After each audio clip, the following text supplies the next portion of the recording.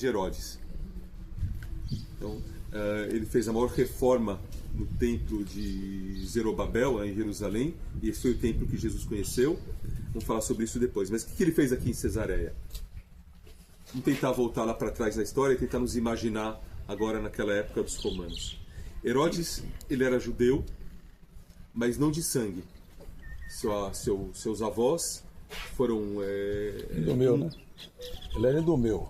Um era edomita, Edomeu, e outro era de um outro povo nômade do deserto, que foram convertidos pelos Hasmoneus, convertidos a judeus. E Herodes era filho, então, de um judeu desses convertidos, que era tão importante que ele era o conselheiro do próprio rei da época de Israel, o pai de Herodes. Isso contribuiu para que Herodes pudesse ter uma educação muito boa. Se fosse no nosso caso, lá no Brasil, o pai ia mandar o filho estudar nos Estados Unidos, em Harvard, nas universidades, Columbia, as melhores universidades dos Estados Unidos. Mas no caso, na época, o pai mandou o filho estudar em Roma.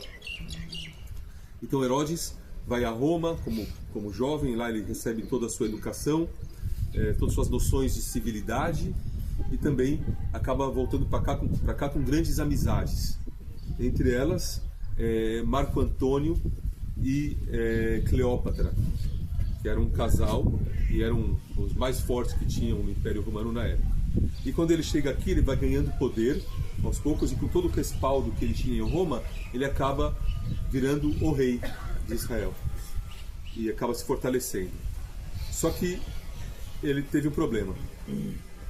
Lá em Roma, depois de um tempo, esse Marco Antônio e Cleópatra, que ficavam no Egito, acabaram se confrontando com Octavianus, que era um outro personagem que ganhou muita força, era um general que ganhou muita força lá em Roma, lutando contra vários exércitos do Império Romano. Ele fica tão forte que ele decide pôr ordem no Império Romano e vai enfrentar esse Marco Antônio e Cleópatra. E vai ganhar, Marco Antônio e Cleópatra, vai derrotá-los e vai se transformar no grande César. Ele vai ser o primeiro tão grande imperador, César. Quando Herodes fica sabendo disso, ele entende que todo seu respaldo vai por água abaixo, porque a sua aliança é derrotada. Então o que ele vai fazer? Ele vai a Roma com muita inteligência e humildade. Ele vai chegar a César, vai colocar sua coroa nos pés de César, vai falar assim: bom, o senhor bem sabe que eu sou o rei na província da Judéia, na Israel, e minha aliança até agora era com seus opositores, mas eu entendo quem realmente é forte e tem o poder divino aqui em Roma, então quero mostrar a minha lealdade ao Senhor, por isso eu ponho minha coroa aos seus pés e te peço um voto de lealdade. O César deu um voto de confiança para Herodes. Ele volta para cá, e para mostrar para César a sua fidelidade, o que ele vai fazer?